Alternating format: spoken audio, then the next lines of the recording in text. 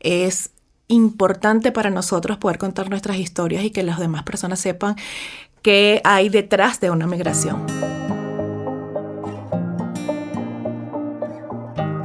Moverse es libertad, transformación, estar viva, vivo.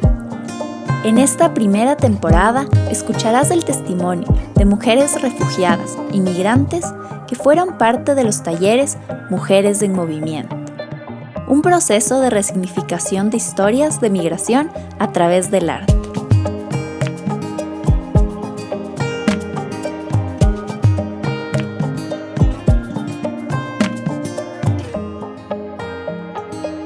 Esto es Historias de Mujeres en Movimiento Podcast. Te damos la bienvenida. Mi nombre es Raimar Cova Pérez, tengo 36 años hasta el momento y soy de La Guaira. Cuando yo estaba pequeñita siempre nos criaron de forma de que hay que estudiar, hay que sacar un título, hay que tener un buen puesto.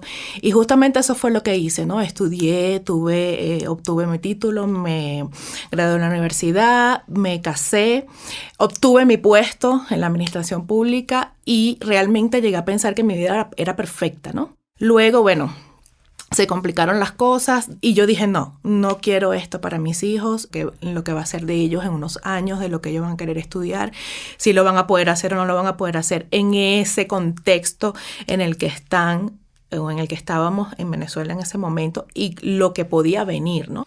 Ya deja de pensar un poquito en ti y piensas en ellos, porque si realmente fuese por mí, yo estuviera con mi mamá, que la extraño muchísimo.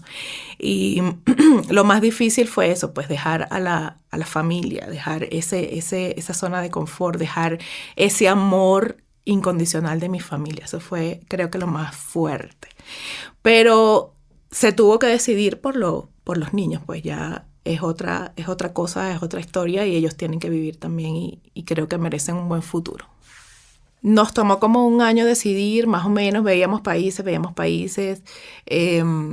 Ecuador nos gustó porque vimos que tenía una organización territorial, político-territorial, una organización buena, pues a nosotros nos gusta la tranquilidad, nos gusta estar como quien dice en una rutina tranquila, ¿no? Bueno, en ese momento era lo que estábamos acostumbrados. Y bueno, decidimos también el clima, nos pareció bueno y él vino primero. Decidimos que él venía primero, duró 8 meses y luego supuestamente el camino estaba un poquito más labrado, ¿no? Entre comillas. Y luego vine yo con mis niños, con mis 2 niños, salimos del aeropuerto de Maiquetía, un 16 de enero del 2018. El avión despegó, los niños estaban allí y yo miraba por la ventana, pero sin pensamiento alguno. Ellos estaban, como se dice, no tan conscientes, porque el pequeño tenía 6 años. Él, bueno, yo creo que ni se despidió de las personas porque no sabía que iba a tener tiempo sin verlos. Pero el grande sí tenía un poquito más de conciencia, sin embargo, creo que no eran tan conscientes en ese momento. Entonces, bueno, papi, vamos a buscar un mejor futuro, vamos a ver qué conseguimos para ustedes más adelante, de acuerdo a lo que ustedes quieran estudiar, quieran hacer. Y bueno, veníamos con mucha expectativa todos, ¿no? Porque realmente no sabes a lo que te vas a enfrentar hasta que llegas al lugar que vas a llegar. Llegamos al aeropuerto de Guayaquil. Allí nos encontramos con mi esposo. Bueno, la bienvenida, todo. De allí nos fuimos al terminal terrestre porque el destino era Quito. No hubo mucho tiempo de recorrer Guayaquil ni nada por el estilo porque llegamos en la noche. Fuimos al terminal, tomamos el bus y toda la noche hacia Quito. Cuando llego a Quito eran como las 5:30 de la mañana. Cuando llegué al lugar ya de destino donde íbamos a vivir en esa primera etapa, realmente no era lo que yo esperaba, era totalmente diferente a mi casa, a lo que yo estaba acostumbrada, pero bueno, es entendible, pues, o sea, es otra cosa, es otra vida, es un empezar de cero. Y bueno, estuvimos allí, fue un impacto fuerte, pero había que afrontarlo. Los niños estaban, como todo niño, estaban contentos en un lugar nuevo, les gustaba el frío, les gustaba el parque. ¡Mamá, allá hay un parque! ¡Y allá también! ¡Yo abajo! Entonces, para ellos era genial porque había parques en todas partes y en ese momento era genial para ellos, ¿no? Bueno, realmente a mí me tomó un tiempito como salir de ese choque. Luego, algo que me afectó mucho a mí acá, y parece mentira, pero habemos personas así, fue el frío. Yo duré semanas que lloraba porque el frío realmente me penetraba la piel y venía del calor, de ese clima cálido de toda mi vida, y llego al frío y de verdad me afectó. O sea, me afectó, no sé si lo emocional con el frío, con todo se juntó y bueno, eso me afectaba. Pero luego, bueno, nada, tuvimos que ya planificar, mira, dame las direcciones, cómo es esto, cómo es lo otro, o sea, preguntarle un poco a él que ya había pateado, como decimos nosotros, la ciudad, para yo comenzar pues esa búsqueda de empleo, porque con eso venimos la mayoría, empleo, o sea, como que, bueno, llegamos allá y buscamos empleo y nos están esperando un empleo, o sea, y es mentira, eso no ocurre. Un poco planificar eso y planificar los papeles. Eso fue lo primero, lo que traía en mente y fue lo primero que hice. Pues las primeras semanas buscar empleo y buscar cómo legalizarme en el país porque no es recomendable estar sin legalizarse. Cuando llegué, lo primero es la regularización porque eso me va a abrir las puertas, o pensé yo que me iba a abrir las puertas y sí, ciertamente lo hace. Acá se necesita la cédula para todo. Tú vas al SRI y necesitas la cédula. Sin cédula no te atienden.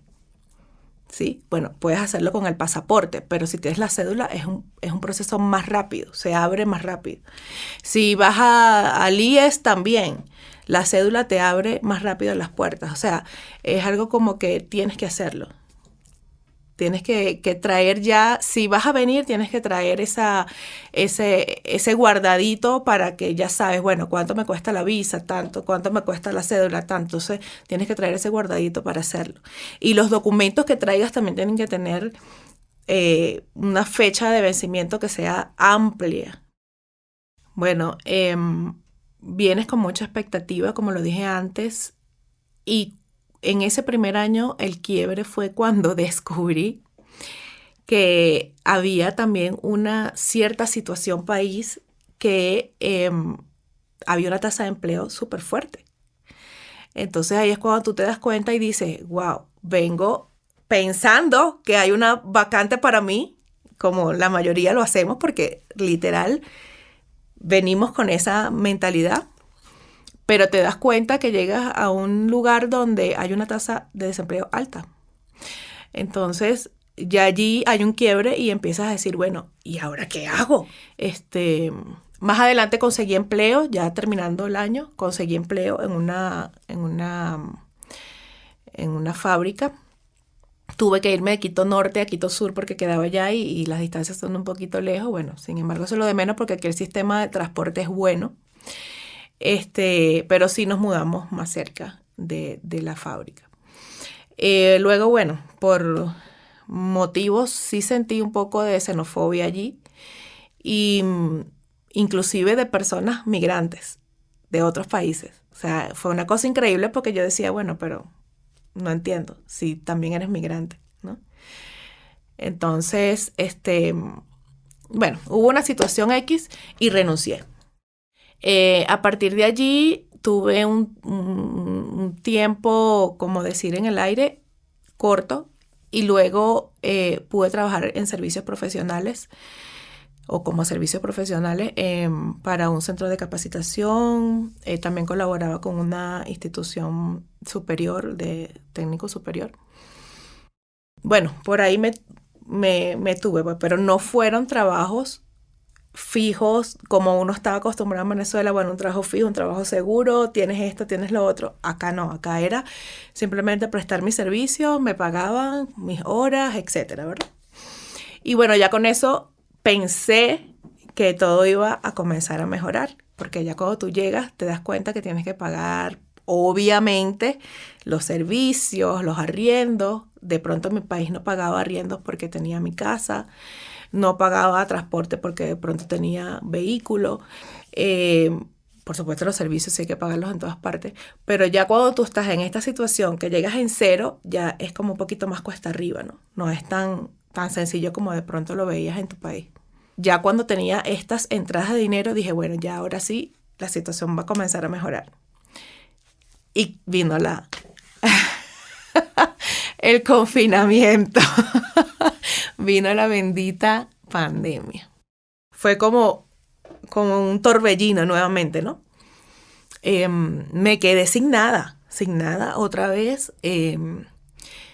Tuve que vender inclusive las cosas que había comprado de la casa, cosas necesarias. Y bueno, nada, con lo que me quedaba de vender dije, bueno, con esto compro cosas que necesito para hacer panadería. Me encanta, siempre me ha gustado lo que es la repostería, pastelería, panadería, pero antes lo hacía como un hobby, ¿no? Ahora se iba a convertir en lo que me iba a dar el ingreso.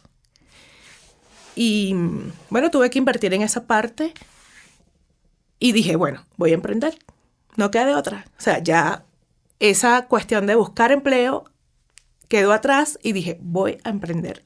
Emprendí por esa parte y tengo en mi cabeza algo muy grande, pero bueno, poco a poco se va a ir dando porque tengo fe y la convicción de que se va a dar.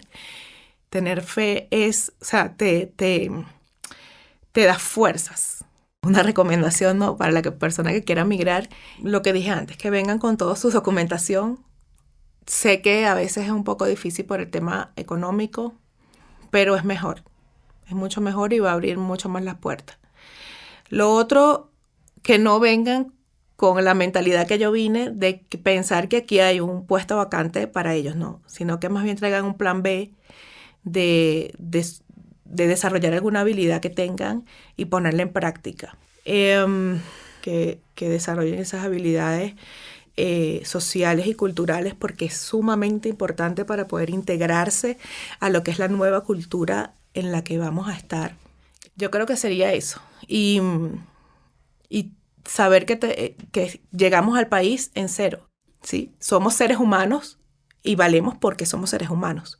Pero ya no eres fulanito de tal ni fulanita de tal. Tienes que ganarte otra vez esa confianza, la confianza de esas nuevas personas que vas a conocer e ir construyéndote nuevamente. Historias de Mujeres en Movimiento nace para visibilizar la resiliencia y fortaleza de mujeres en situación de movilidad humana. El movimiento es un derecho universal. Este es un podcast presentado por Fundación Las Reinas Pepiadas, gracias al apoyo de la Organización Internacional para las Migraciones, OIM, y The State PRM.